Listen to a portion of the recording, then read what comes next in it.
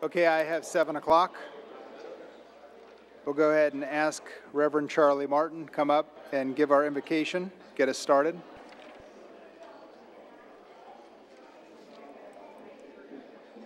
Would you please join me in prayer?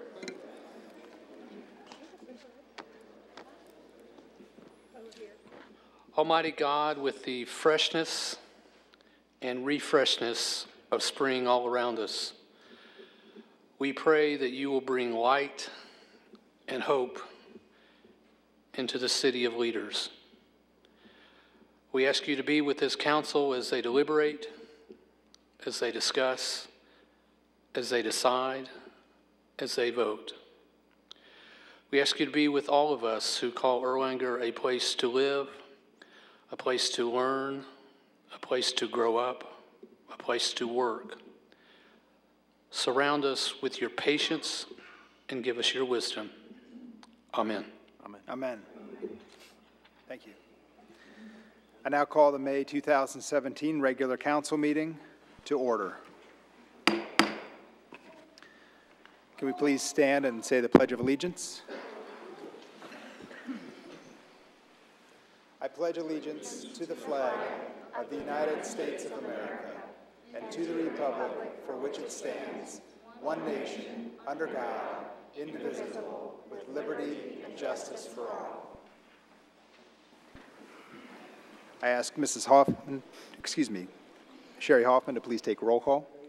Mr. Burke, Mr. Cahill, Ms. Kyle, here. Mr. Skidmore, here. Ms. Sudkamp, here. Ms. Cahill, here. Mr. Montgomery, here. Ms. Skidmore, here. Ms. Pitts, here. Mr. Nicely, here. Ms. Fetty, here. Mr. Blankenship, here. We have a quorum. All right, Council, you've received a copy of the minutes from the April 4th, 2017 regular council meeting. Are there any additions or corrections to be made at this time? Seeing none, I'll entertain a motion that we adopt as presented. Motion by Mrs. Kyle, second by Mr. Montgomery. Any discussion? All in favor say aye. Aye. Motion carried. Next up, before we approve the agenda, I've got a couple things I'd like to add. One is to discuss under the legislative portion is a municipal order called the regarding the establishing procedures for the meeting of committees of Erlanger City Council. I'd like to get a motion and a second to discuss that during the legislative session. Motion by Mrs. Fetty, second by Mrs. Kyle. Any discussion? To clarify, is this the municipal order that Mr. Fields distributed to council last week? Yes, it is. All right, thank you. All right. Any other discussion? All in favor say aye. Aye. All right, motion carried. Another thing that I would like to add as well is a presentation from Republic Services. They want to present a check to the city. I'd like to add them in between the business spotlight and the scholarship presentation. This just came up today. So if there's no opposition, I would like to add that. Could I get a motion? Motion by Mr. Blankenship, second by Mrs. Fetty. Any discussion? All in favor say aye. Aye. Aye. All right. Motion carried. And yeah, that's all I had. So you've received a copy of the agenda with the changes just discussed for the May 2nd, 2017 regular council meeting. Are there any additions to be made at this time? Any other additions? Seeing none, I'll entertain a motion. Motion by Mrs. Kyle, second by Mr. Montgomery. Saw him first, sorry, Randy.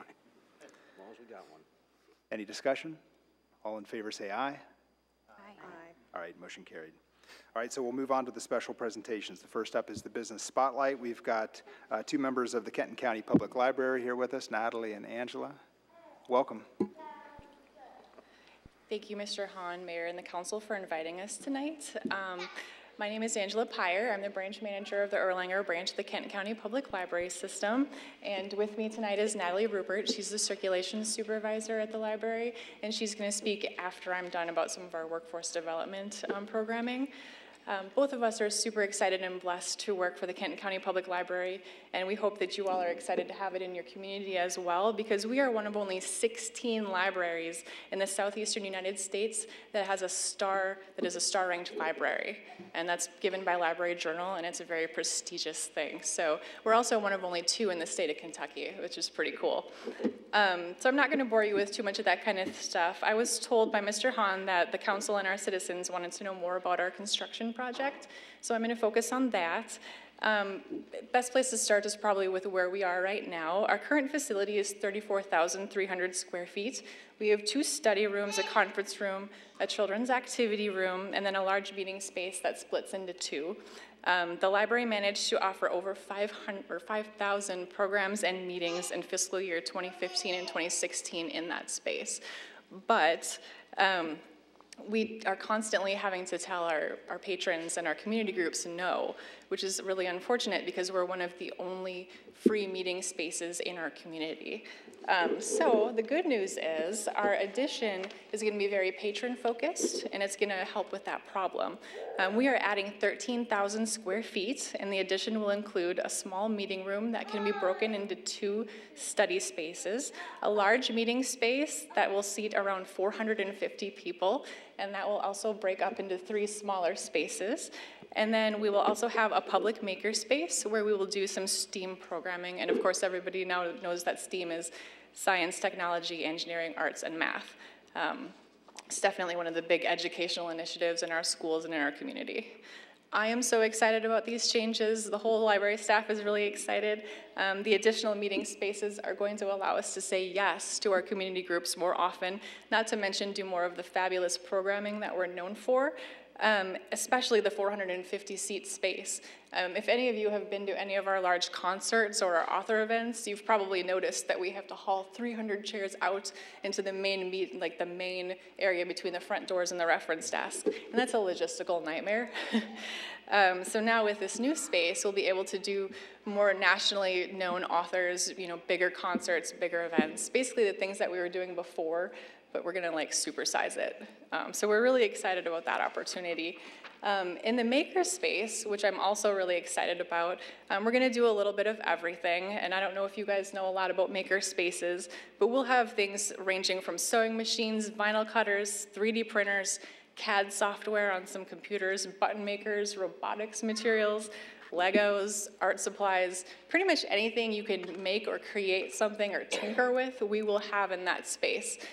We opened it up to the community to suggest some things, and we got some really great suggestions. And of course, there's also a more standard list of things that you just sort of have to have. Obviously, 3D printers is on that list for sure. The beauty of this space, though, and all of the different types of equipment we'll have is that it's going to appeal to people of all ages, and it will hit them where they are at this point in their life. So if you have a student and they come home and they say, my teacher gave us a group project and we have to do a movie, we'll have GoPros, we'll have professional lighting, we'll have a green screen. They can come use our space and do that assignment. If you're an adult and you want to try some technology like those funky goggles where you can see everything in 3D, we'll have that. You can come in and try it and maybe see what you like about it, what you don't, ask us what our experiences are, so that you can make an informed decision when you're ready to purchase. We'll also have, like I said, CAD, which is a great resume builder for people in a lot of the industries around here, and things like poster printers, t-shirt presses, so that our small businesses can come in and use those materials to better promote themselves in the community. And of course, since we're the library, and we do still really like our books, we're going to be tying in our books and our literacy materials into all of our maker programs, and by having books available in this space. The actual name of the maker space is actually going to be the Stream Center, and so that's STEAM, but we've added the R for reading, because that's what we do. So that's what we're doing on my side of the construction. Across the parking lot, a lot of people are asking what that is. That's going to be an administrative office. It's pretty small, but it's about the same size as the space the administrative staff are currently renting in the Chamber Center complex. And so that office will house the director, IT, PR, HR, all of the folks that make it possible for us to do what we do for the public. And of course, by building the facility, we no longer will have to rent, so that'll be a money saver down the road. And it'll just also increase efficiencies. Obviously, running delivery from there to Erlanger will be much shorter because they're just across the parking lot. It'll make it a lot easier for us to communicate back and forth as well. So that should be a really cool thing for all of us. So the big question that we've been getting lately is, of course, when is it gonna be done? Everybody's excited because they see the walls are up and we're getting our beams in place and all of that. So construction is planned to be complete by December 2017.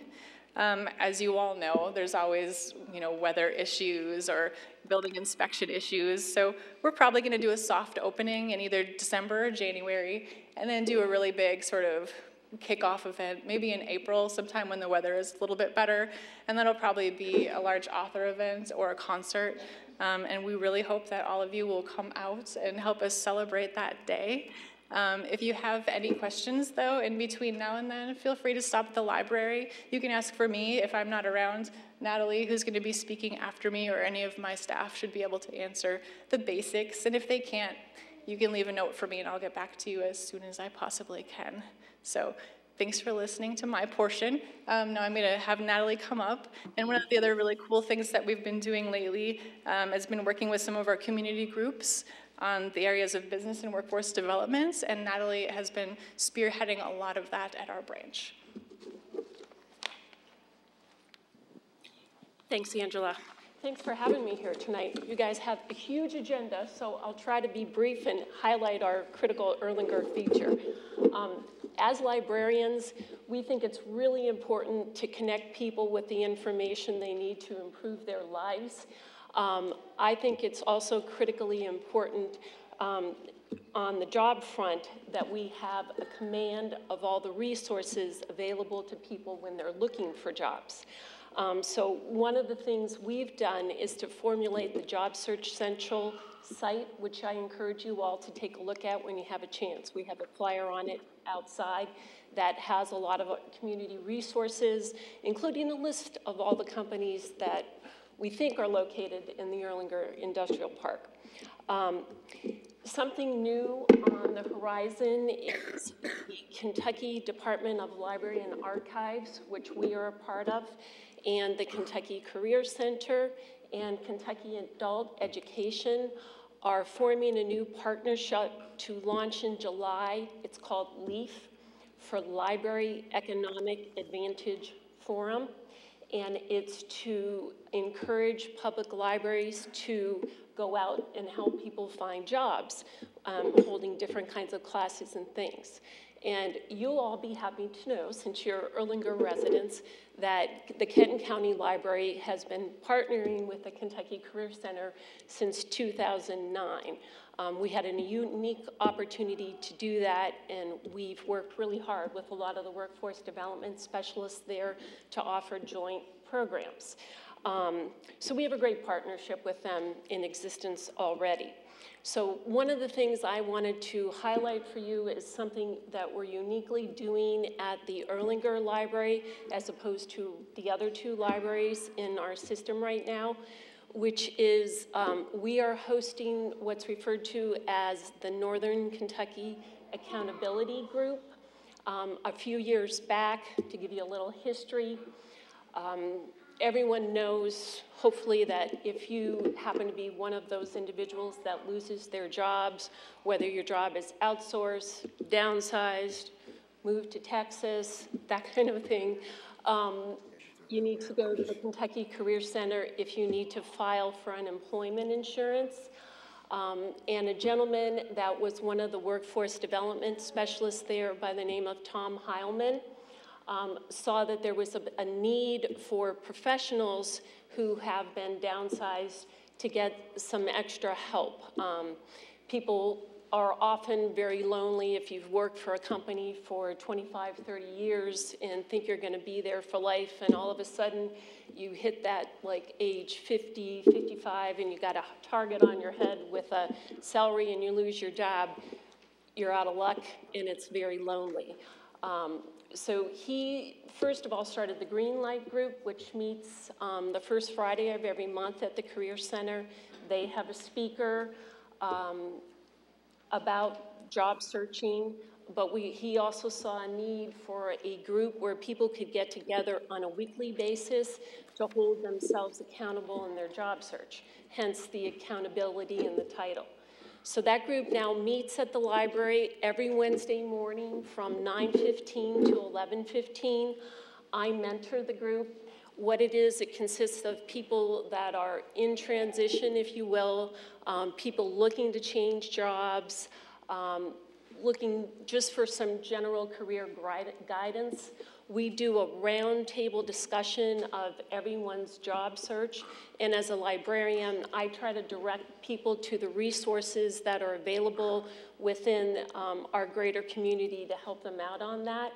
Then, based on what's happening in the group or what the people need, I will bring in speakers in our community to help with that.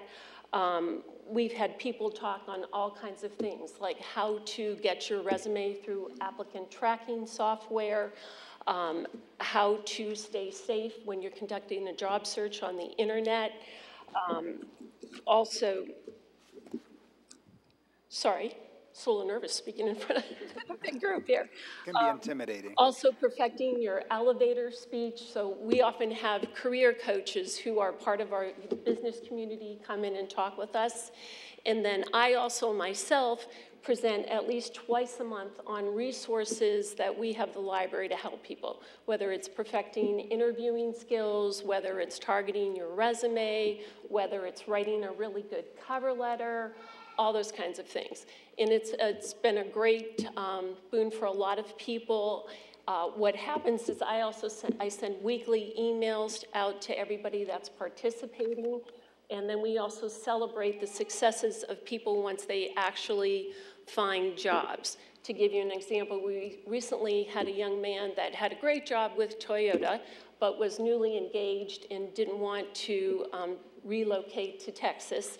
So he came to meet with us and helped him update his resume. He was out there getting quite a few interviews, but not landing the job. So he ended up doing a mock interview with me. He was a very bright young man, but what we really realized as he was articulating his answers to his questions, he had great difficulty in making eye contact with me. So I was able to pick up on that for him.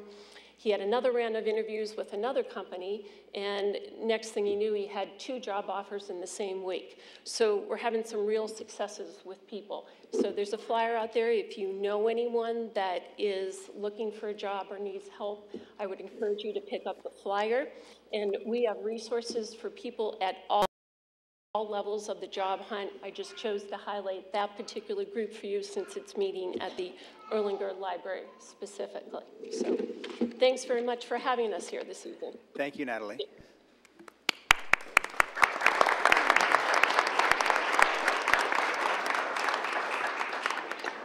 What a fantastic service that you offer our community. All right, next on the agenda, we had talked about Mr. Jeff Wilson. If you'd like to come up. Welcome. All right. Well, thank you. Thank you, Mr. Mayor and members of council, administration. My name is Jeff Wilson. I'm with Republic Services. I appreciate, come here to tell everyone how much we appreciate helping being a service of the community, working, feel like we're part of Mark's staff.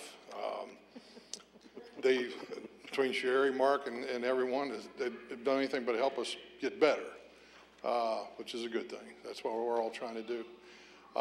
Again, I appreciate the extension, and one of the things that we are embarking on going forward is some community involvement, engagement, and I met with Kim Wolsing and Joe a couple weeks ago and went over a list of things that we might participate in. One of those is the 3 movie nights that we're going to have. And actually, Cindy and I are going to be there Friday night, God willing. Again, the creek don't rise. Yeah. And I think we're handing out lemonade. So anyway, nice. we're pretty excited about it. I want to present this check. It's for $1,800 for the 3 nights.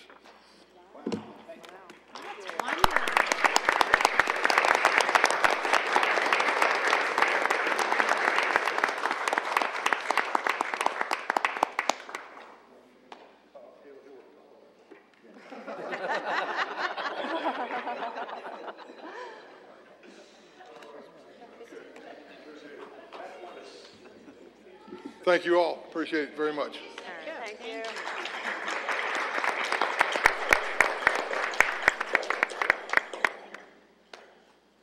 So yeah, we're going to be watching, weather permitting, we'll be watching Star Wars on May the 5th, Cinco de Mayo. Too bad we didn't do it on May the 4th. May the 4th be with you. Okay, yeah, Joe Christofield just said the rain date is July 14th. Okay, hopefully we don't have to use that.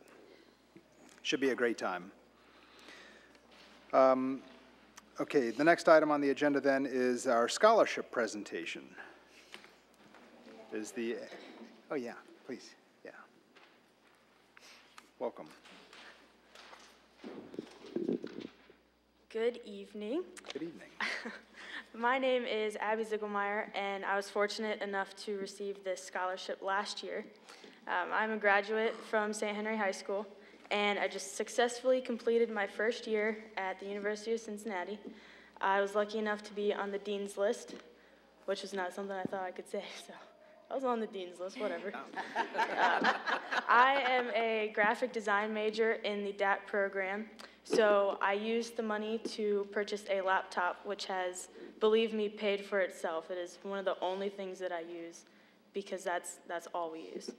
I'm not as involved as I was in high school, but I did become the floor president for hall government, and I'm currently on the club swim team. So that is what I'm currently up to. And I would just like to thank you all again for that opportunity because it was a great honor to receive that. And just so everybody knows, all high school seniors that are Erlanger residents were eligible to apply for the 2017 City of Erlanger Community Achievement $1,500 scholarship. The city received 16 applicants this year. Students from Lloyd, Dixie, Notre Dame, and St. Henry schools submitted applications. The 217 recipient received 537 points from 6 community judges. And Amy was, as she said, the 2016 recipient, and she is now going to announce the 2017 recipient. Yes, so the 2017 City of Erlanger Community Achievement Scholarship recipient is Olivia Beecham. Come here, Olivia.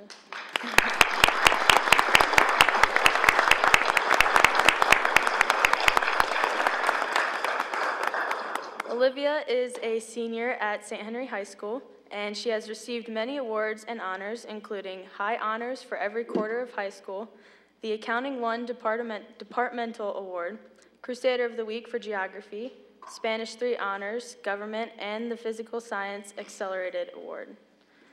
Olivia has been active in the community and has volunteered over 100 hours at Crossroad Church Kids Club and numerous other events including March for Life, Special Olympics, Cinderella's Closet, Baptist Village, and many additional events at St. Henry. So please join us in congratulating Olivia Beecham.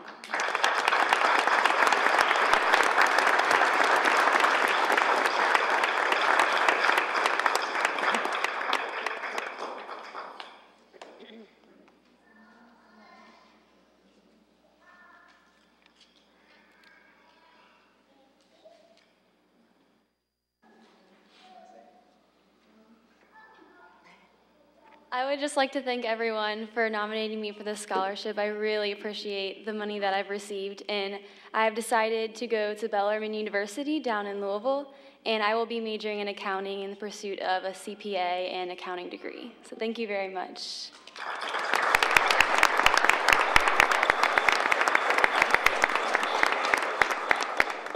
Excellent. All right, then next we've got Senator McDaniel on the agenda for the legislative review. Welcome. Thank you, Mayor. You know, no politician ever promises to be brief when they talk, so we'll do our best, though. It was a busy session. This session down in Frankfurt, as you know, it was a non-budget year, but which technically makes it a short session with only 30 legislative days. But even at that, the Senate had 253 proposed bills, of which 63 became law. The House had 540 proposed bills, of which 119 became law. I'm going to go in depth on all of those tonight, so no. Kidding. But three bills did become law without the governor's signature, and 4 bills became law as a result of us overriding the governor's veto. So I've broken them down into 4 major categories here. First of all, economic development. House Bill 1 was right to work. House Bill 3 was repeal of prevailing wage. House Bill 72 allowed judges to set bond requirements during zoning appeals. Senate Bill 182 worked specifically with the Home Builders Association of Northern Kentucky and SD1, allowing them to only pay for increase in the pipe capacity if they request it without a second bid if that work is already underway. Senate Bill 4 allows for medical review panels. Under Justice, House Bill 14 extends the Commonwealth's hate crimes legislation to emergency responders. House Bill 333, this was presented by Representative Mosier, was a great bill dealing with curbing addiction and increasing penalties for heroin dealers. House Bill 158 expanded our statutory definitions on controlled substances to align with the federal definitions. And then Senate Bill 120 dealt with additional justice reform. Under education, we had Senate Bill 1, which we called the Let the Teachers Teach bill, trying to provide more classroom flexibility. House Bill 520 allows the Commonwealth to begin the process of adopting charter schools. And in Senate Bill 153 is performance-based funding. As you know, Northern Kentucky University is the worst funded university in the Commonwealth, and this will begin bringing some parity to the funding there. Lastly, under general government, House Bill 50 requires that ordinary regulations sunset after 7 years. I'm sure everyone's encountered a governmental regulation that's been around for 50, 60, 70 years, and you have no idea why you still do something just because it's there. This tries to deal with that. Senate Bill 2 is pension transparency for our pension systems. Senate Bill 3 was one of mine. It was actually something I campaigned on in 2011 and 2012, and sometimes it takes a long time, but it makes legislative pension benefits open to open records request. It's subject to open records request so people can see what members of the General Assembly will actually draw in a pension. Senate Bill 104 dealt with spiking. I know that was a priority for the League of Cities as well as the FOP and firefighters. Senate Bill 126 dealt with pensions for classified employees. Senate Bill 6 was paycheck protection, saying that union dues could not automatically be deducted from employee checks in governmental settings without the employee's authorization. Senate Bill 5 bans abortion after 20 weeks. Senate Bill 91 is called Tim's Law, which allows for court-ordered mental health treatment. And Senate Bill 107 gave the governor more latitude in making changes to university boards, but also made gubernatorial appointments to those boards subject to Senate confirmation. So I know I blew through a lot of stuff very quickly there. I'm happy to expand, Mayor, on anything that people want me to, but I'm also happy to sit down and let you get on to your agenda as well. Any questions for Senator? Seeing none, yeah. Well, if you ever have any, you all know my phone number. So thank you all very much for having me tonight. I do appreciate it. Thank you. Thank you.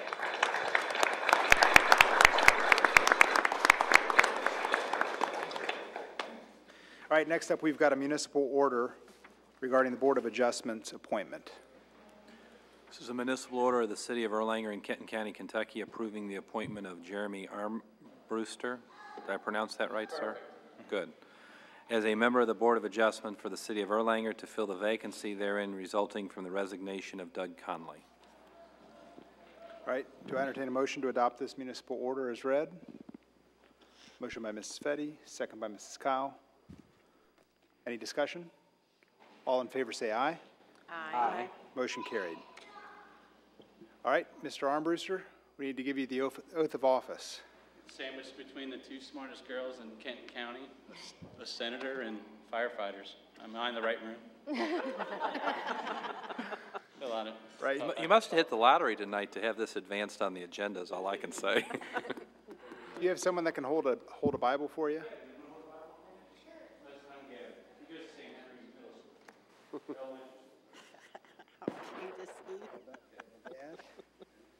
So right hand on the Bible.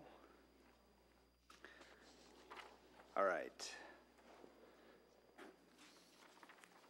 I think what we'll do, instead of you repeating all of this, I'll just read through it all, and then if you want to say I do at the end. I do. Okay, well, yeah, let me go through. Let me know what you're committing to, yeah. I promise to wash the mayor's car every day. Sorry, okay. Yeah, please. I, Jeremy Armbruster, do solemnly swear that I will support the Constitution of the United States and the Constitution of this Commonwealth, and be faithful and true to the Commonwealth of Kentucky so long as I continue a citizen thereof, and that I will faithfully execute, to the best of my ability, the office of Board of Adjustment member, according to law. And I do further solemnly swear that since the adoption of the present Constitution, I, being a citizen of the state, have not fought a duel with deadly weapons within the state nor out of it, nor have I sent a challenge to fight a duel with deadly weapons, nor have I acted as a second in carrying a challenge, nor aided or assisted any person thus offending, so help me God. All right, congratulations.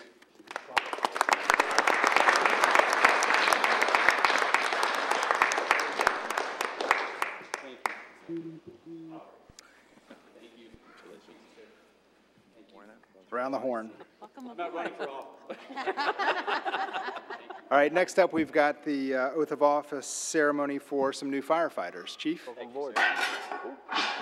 Uh-oh. Wrecking the place. Thank you. Already making adjustments. Okay, I thought I was busy until the senator's in the house tonight. You guys have been doing a lot down there. A lot has happened. I'll try to be briefer than that, but you all know better than that. To let you know how we got here to this point, we had a retirement within our department, and we've also had 4 individuals take other positions elsewhere, 2 in Cincinnati and 2 in Covington. In 4 years, we've maintained the tradition of hiring quality people. That's why people come here and they go, because there's a lot of opportunities that are out there for the people. Our administration has spent a lot of time filtering, putting them through processes to get the best candidates, and we've done it again this year. These are 5 outstanding individuals that I'm very proud and happy to bring onto the department. We'll do this alphabetically. We will start with Mr. Connor East. Connor, come up here. Connor was born and raised in Villa Hills, Kentucky with 3 sisters.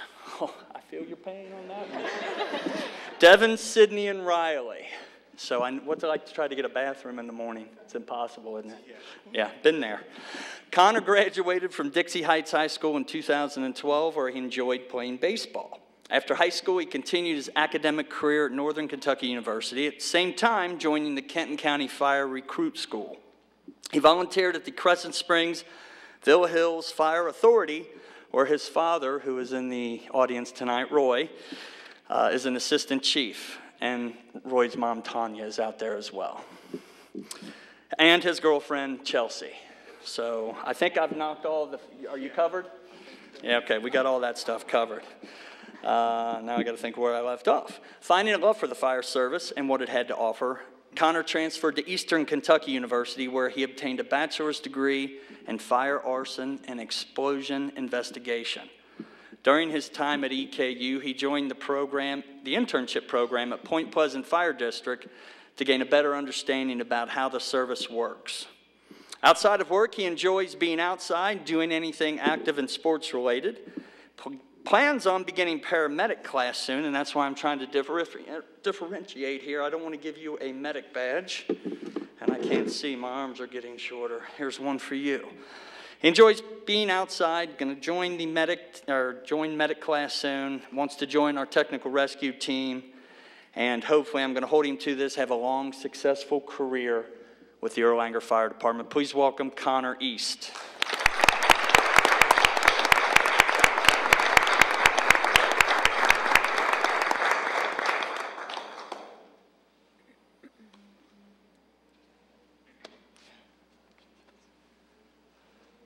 Next is Mr. Ben Fudala.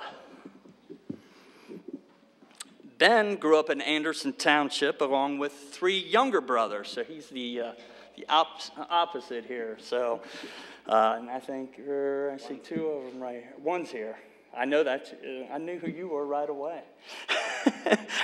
However, all of his family now resides in St. Augustine, Florida, but it looks as if they're back. That leaves Ben and his 11-year-old son, Vance. Hi, Vance. The only part of the Fudala family local. Ben spent 13 years in the restaurant business after high school, prior to making a life-changing career in the public safety direction. I wrote this down because I thought, you know, my boss, the city administrator, always said that what you're looking for in public safety is somebody with, you know, compassion, somebody that cares about what they do. So I wrote this down. Ben wanted to join the fire service, become a firefighter paramedic because, quote, something that would give me the opportunity to make a personal difference in the lives of other people. And that is truly why we do what we do, and it is a great, great feeling. And it is an honor. Let's please welcome Mr. Ben Fudala to the Erlanger Fire Department.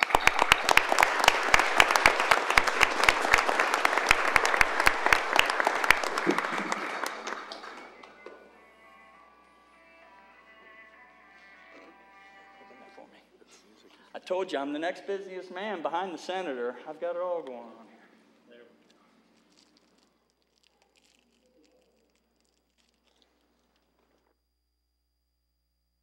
Appreciate it. Thanks. Next is Mr. Harden, Brad Harden. Step up here. Brad grew up in Green Hills, Ohio, as we in Northern Kentucky say, the other home of Johnny's Toys. He graduated from Roger Bacon High School in 1998 and joined the volunteer program at the Green Hills Fire Department, where he always dreamed about being a professional firefighter. Currently, Brad lives in Harrison, Ohio with his girlfriend, Crystal. They have 3 children between them, Jamison, Riley, and Tyler, plus 1 more expected in October. I didn't write any hobbies down here because with 4 young kids, you're not going to have any time for it, so it didn't matter. In October of 2015, Brad underwent a career change and began taking on as many fire service classes as possible. He was able to attend classes straight through, completing Ohio Firefighter 1 and 2, as well as graduating paramedic school in March of this year. Brad works part-time with Forest Park and Colerain, and again, I'm going to hold him to this, is looking to a successful and healthy career in the fire service with the Erlanger Fire Department. Let's please welcome Brad Harden.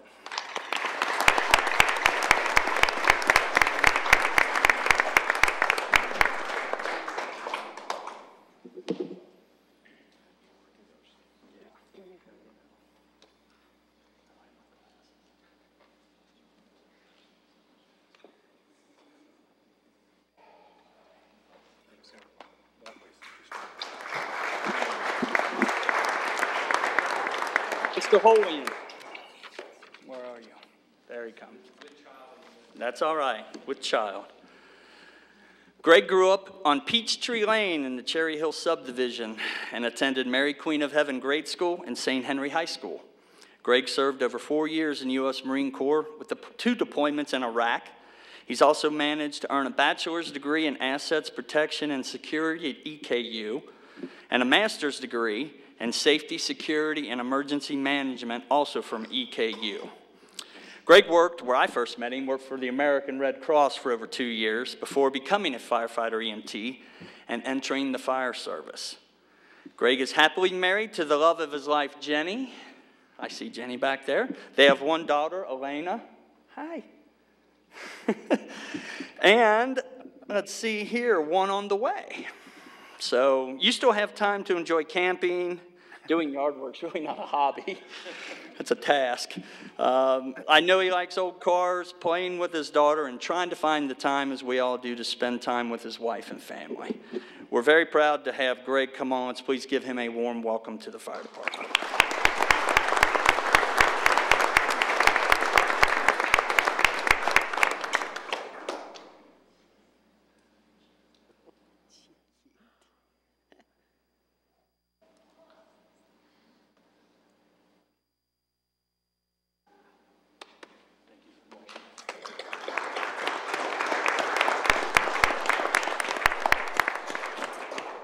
Mr. Johnson, please come on up here. Jeremiah Johnson. Now, there might be a couple on the stage that knew when I heard that name, I just... and I got to tell you, Captain McQuarrie looked at me and just looked at me. He didn't understand. I said, Jeremiah Johnson, you remember that movie? He said, I've never heard of it.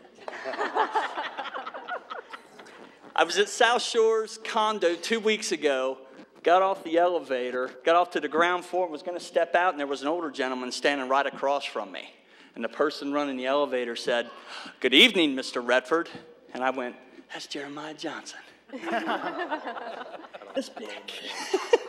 Is he really? But that's not Jeremiah Johnson. Those of you who haven't seen the movie, you'll have to rent the movie.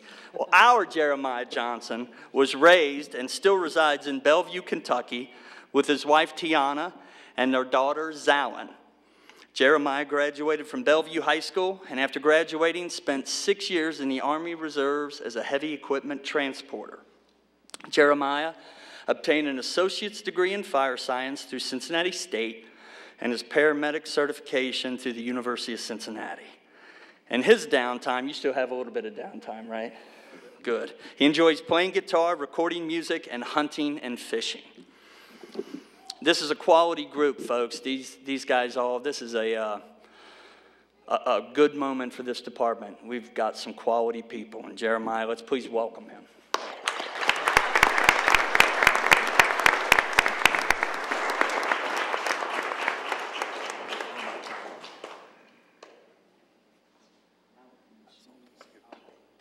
Swear him in right now. Yeah, all right. Come on up, gentlemen. You guys have a Bible? You have someone that wants to hold the Bible for you?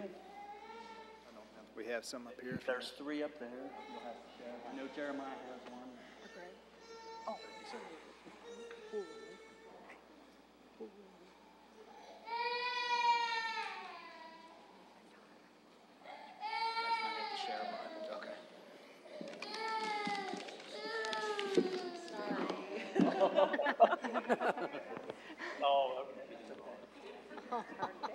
Nothing wrong with the daddies, that's right. That's right. Don't even hear it. All right, so... I have one more. He's on his way. Yep. So I'll do the same. I'll read through these, and then if you want to say I do at the end. So we've got 2 firefighter medics and 3 firefighter EMTs. So what I'm going to do is I'm going to say, I, Ben Fudala, and Jeremiah Johnson, do solemnly swear my duty as a firefighter medic. And I, Connor East, Brad Harden, and Greg Holian, do solemnly swear my duty as a firefighter EMT. All right? And so from there, it's the same. For the city of Erlanger, to the best of my ability, to serve my commanding officers with respect and dignity, to serve the citizens of the city of Erlanger with compassion, courage, and integrity, and to uphold the laws and constitutions of the United States of America, the Commonwealth of Kentucky, and the city of Erlanger. So help me God. I do? All right. Welcome, gentlemen.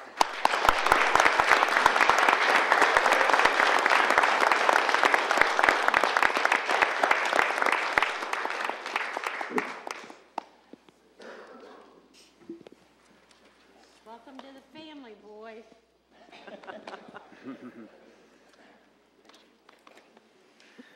All right, then next we've got service recognition. I'll just go right into that. You know, we're going from one spectrum to the other spectrum. Swearing in some people that have, I hope, a long career ahead of them. To one who's got 20 years, Mr. Davis is in the house. Please come up, Kevin.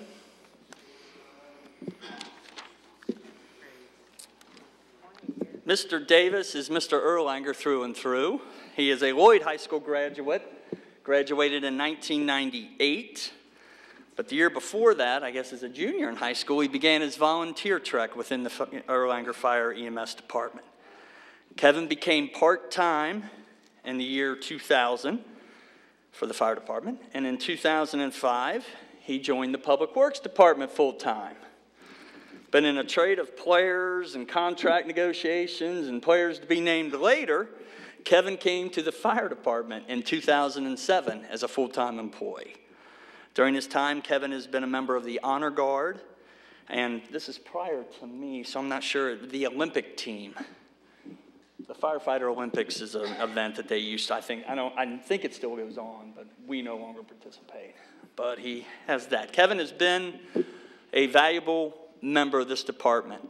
He excels at equipment, apparatus, firefighter. He loves the hands-on. And I saw Captain Allen here tonight. That's his mentor sitting back there with the Florence. And I know Bill spent a lot of time with Kevin over the years. And Kevin is a valuable member. And I'm proud to sit here, and I'm proud to give anybody a service pin award, whether it be 5, 10, 15. It shows dedication. It shows some wherewithal. It shows the ability to commit to something. Kevin is also an EMT. We got some stuff done in my 4 years, so I know he's proud of that as well as I am. So, Kevin, congratulations on 20 years of service with the Erlanger Fire Department.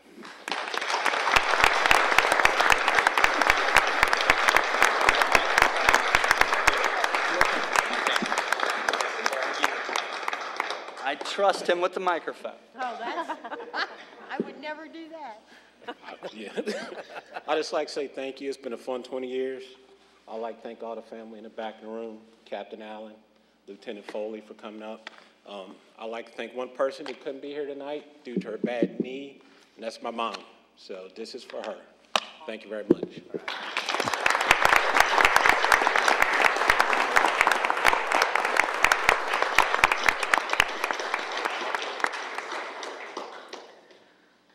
All right, we've also got recognition for Mr. Steve Bodie, 5 years, but he is not here this evening. He is sick, so we will talk about that next month.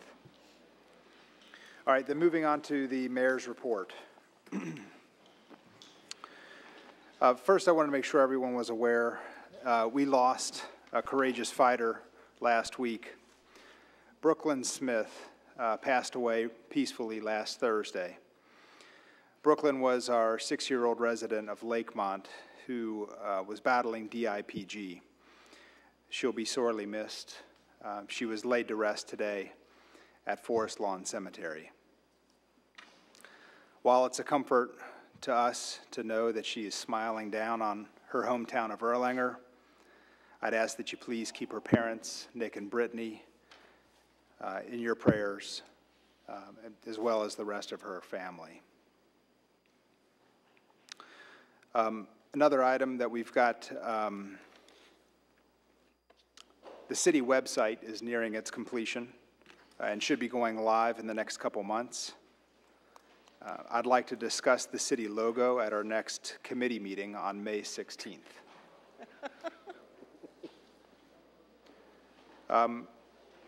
Next, I wanted to talk about the municipal order that I've asked to be placed on the agenda earlier. This was created by a surreptitious author. It was sent to the staff by Councilman Blankenship. Nothing surreptitious about that. My name was on it. I didn't see that. The order potentially shuts the public, our staff, and the mayor out of public meetings. It requires for open meetings at all times. You're misrepresenting.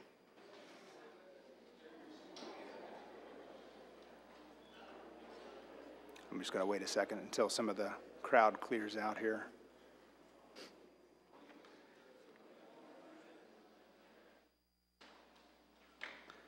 All right. The seems the primary purpose is to establish where people sit in our meetings and who presides over the meeting. It also specifically details that no items are discussed that are not on the agenda and that no one may speak unless allowed by the most senior council member. Those in the audience who may not be aware of where this has come from, I'll tell you. This has come about because I changed the style of the committee meeting from being so formal to being less formal. This was not to punish or offend council. It was done to encourage discussion and collaborate versus speaking at each other through microphones. It was purely an effort to facilitate meaningful discussion for the benefit of Erlanger citizens. Instead of accomplishing that, the author has overreacted with the absolute opposite. I have a host of legal and pragmatic questions to be answered during the legislative portion of the meeting. I'd like to take the opportunity to express one thing. I'm not unreasonable. Outside of public meetings, Councilwoman Corinne Pitts was the only one who reached out to me to tell me she didn't like the change in seating. I respect her opinion, especially because she participated.